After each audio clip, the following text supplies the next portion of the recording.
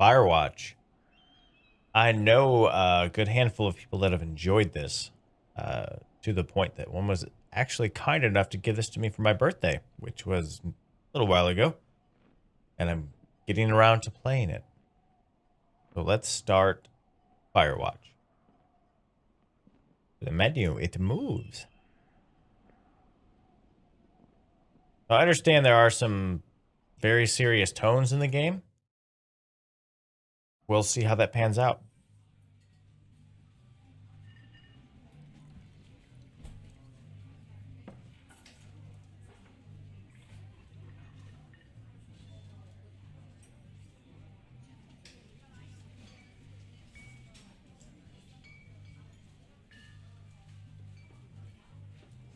Boulder, Colorado, 1975. Ambient sound is really good. You see Julia. So I had to click on that. She's about your age, late 20s, laughing with well-dressed professors and grad students from nearby CU Boulder. You, Henry, are out drinking with your pals. You approach her. You are drunk. Well, you get to choose what you say. Should we say, so what's your, major? Or you're pretty. For the high road, ask her about her major. You slur the word major and it smells like Coors, which is a beer in America if you're outside of America. You give an awkward smile. Evolutionary biology, she says. And I'm a professor.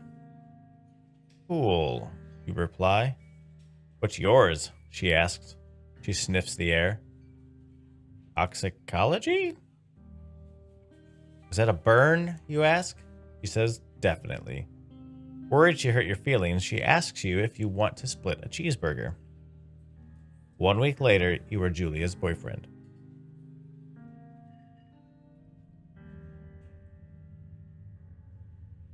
It appears we're on an elevator with backpack.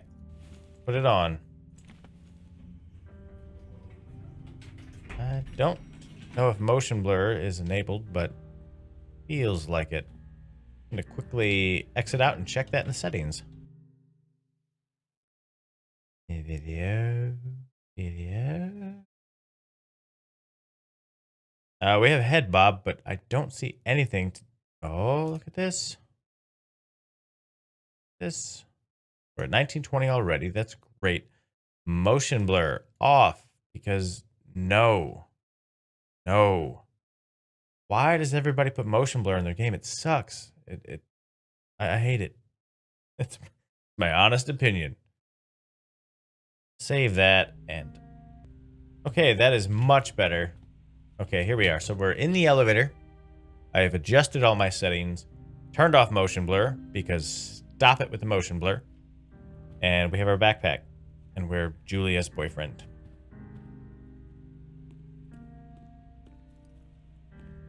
Yes. I'm going to assume this is our truck, but I believe that we should explore and kind of get a feel on what the game's going to let us do. I am a big fan of a game called The Long Dark. Been in early access for a long time now. And there's a lot of exploration there.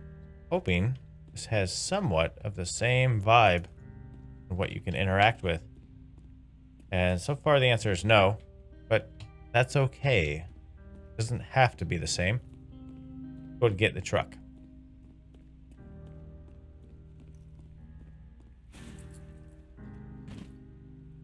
I would probably shut the tailgate. You date for over a year. He drives you absolutely nuts. It's great.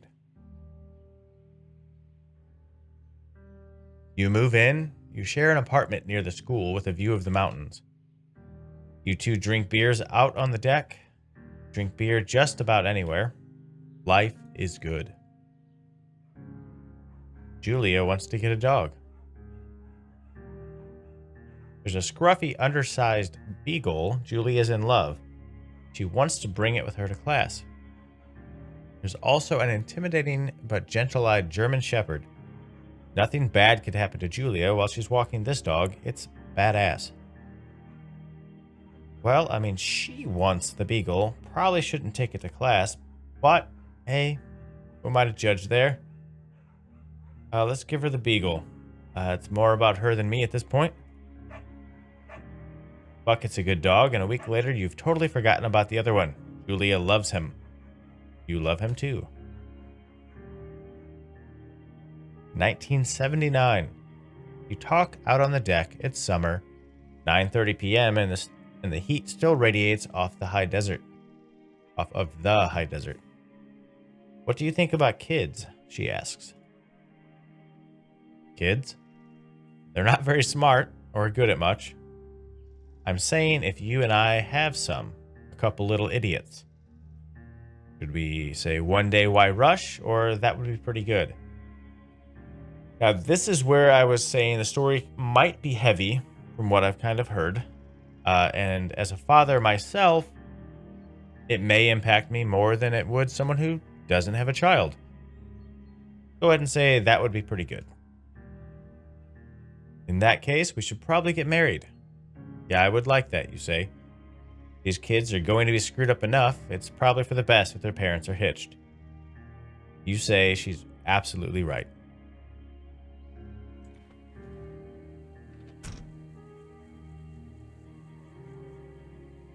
Okay. Maybe I should have shut the tailgate because it appears that my backpack is gone. My mouse wheel does nothing. I'm hoping I actually have it on. We are in the thoroughfare trailhead. Not forget to check in. No fireworks. Not recommended for inexperienced hikers. And you're in their country. Learn to live with bears. Nice little heart there as part of the pad. Two Forks region overview. So we see the Two Forks lookout, the Ruby River. Sure, we'll become intimately aware of how this works. The thoroughfare trailhead. This feels like where it wants me to go. Is there a pamphlet in there, a map or anything? No. I kind of want to look around just for a split second. Fire danger today is... Wow, it looks like it's insanely critical. Low, medium, high, extreme. Okay, so right click will allow you to zoom in and view a little more. Looks like an old Mazda. Mazda had that cool little flaring on the side of their... Ooh, what's this? A hat. Examine it. Cody, Wyoming. Gonna put it on. Why not? Free hat, right? Colorado. Continue down the path. The gate is open. And let's take it in for a second, because this game looks beautiful.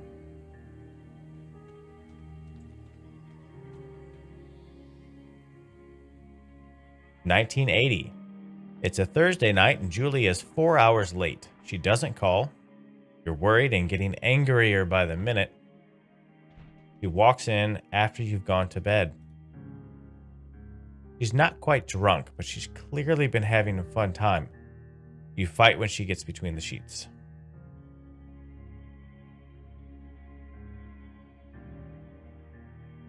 Choosing to ignore her. Fighting isn't all that fun. You don't touch each other all night. The next day, you feel guilty for being so angry and ask her about her evening. She says it was great. You hold onto a tiny pill of resentment. You make some coffee and go to work. Should never go to bed angry. Gonna put that out there. Life lessons with Cheski. Right, this is a year later now, 1981. Julia still likes to draw. She draws plants from her research. She draws all the places you go. She draws you. Should I pose and flex like He-Man or frolic like a Victoria's Secret model? Well, let's be manly today. You look awesome.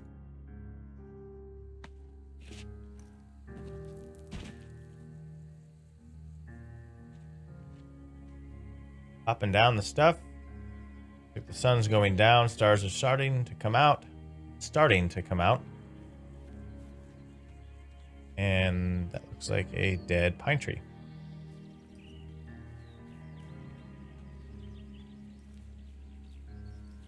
Gonna follow the path the game's laying out before us at this time. See where the story starts to go. We're 8 miles from the Two Forks Fire Lookout. Spacebar to climb over, which is cool looking. 1982. During the summers, you and Julia enjoy walking Bucket at night. There's a festival in town that brings in folks from faraway places. One of them tries to mug you with a knife. Bucket gets kicked. Baba fucked it. Oh, Julie yells. She gets flustered and she has trouble speaking when she is stressed. You confront the attacker. You kicked my dog and you come at me with a knife. I'm gonna beat his goddamn face in. Your arm gets cut up, but you beat the bad guy to a pulp. You don't feel very tough. You cry your eyes out before the cops show up. Julie asks, take a different path from that day forward. You say okay, you don't want to go that way either. From then on, you walk by the river.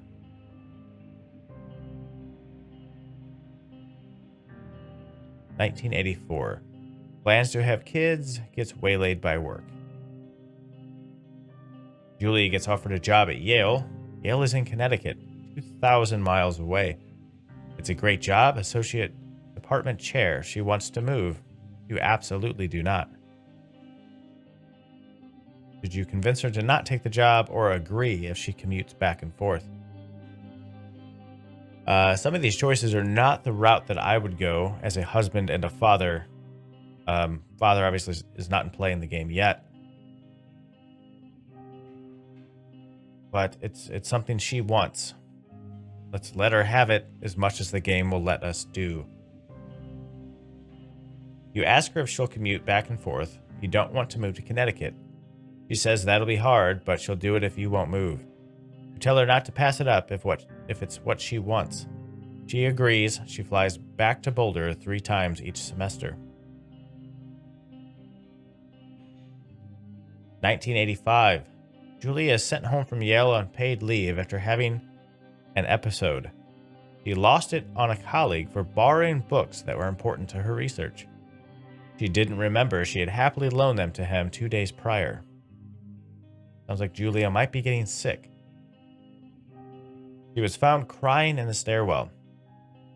Should I say, you say that maybe you guys should talk to someone about it. You make macaroni and drink wine to forget about it. To try to forget about it. Let's talk to someone. After seeing multiple doctors and having many tests, they are worried that Julia might be suffering from early onset dementia. She is 41.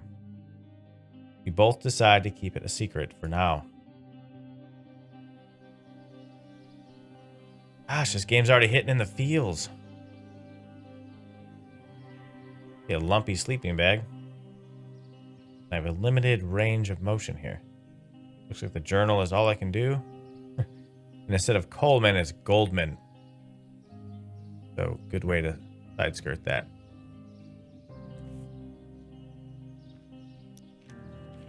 Got a wedding ring on. Oh, wow. Looked like that was hard for him to look at.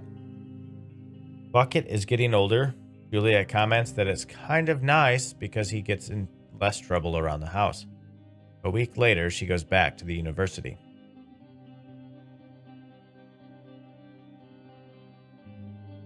(1987). Julia's affliction gets worse. She can't remember things in class. Her research is in shambles. She drives her car to the next town over for no particular reason. and has to be brought home by the police. She is devastated. She is sent home on permanent medical leave.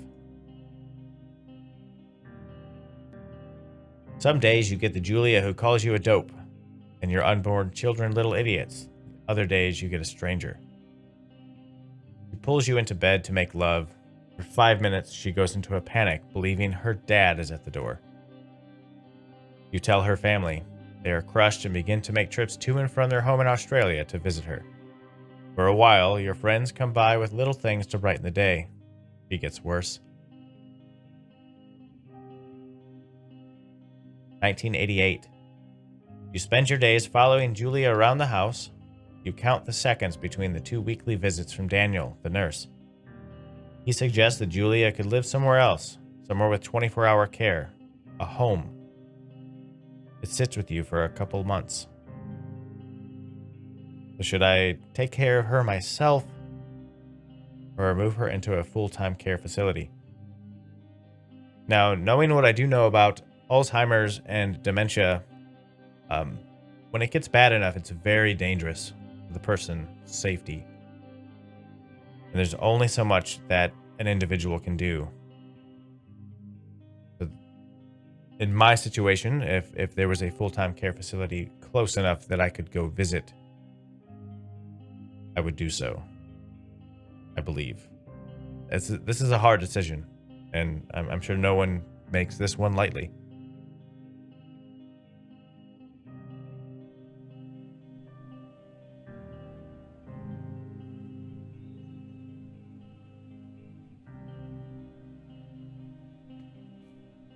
Game's pretty good at telling stories.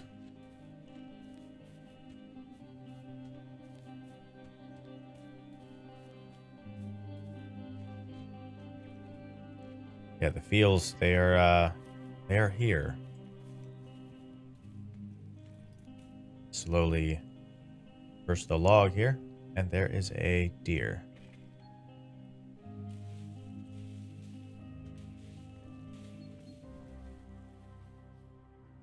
Her family agrees with your decision. You find a fantastic place in Boulder and move her there. You see her every day. That's what I was hoping, but the red text is what I was fearing. Then every other day. Basically, you begin to become strangers.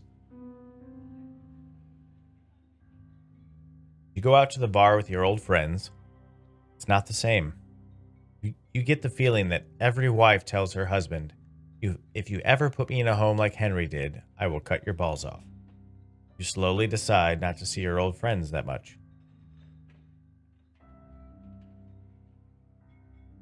1989.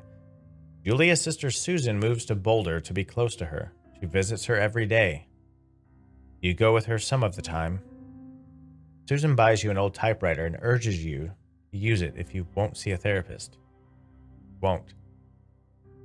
You've always really liked Susan. Months go by. Bucket dies. Julia doesn't remember him when you tell her.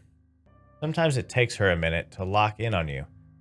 In the back of your mind, you believe it's because you see her less and less. And seeing her less and less makes her forget you more, you think. Summer is coming, and you see an ad in the paper for a job. You take it.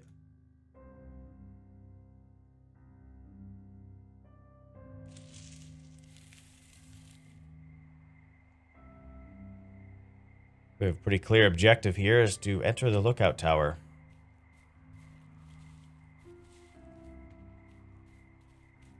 Before we do, see a red flashing light. A lot of stars.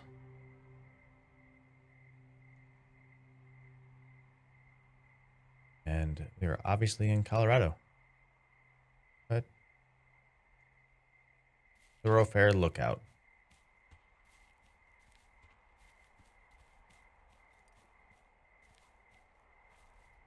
Game is saving. Climb up.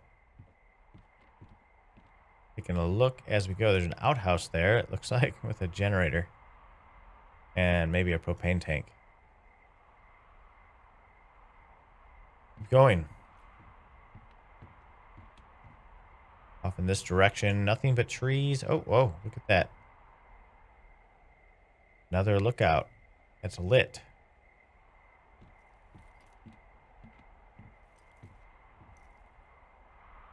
We have some propane tanks. Shuttered windows.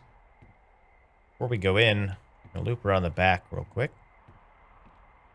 Because exploring is fun. Nothing.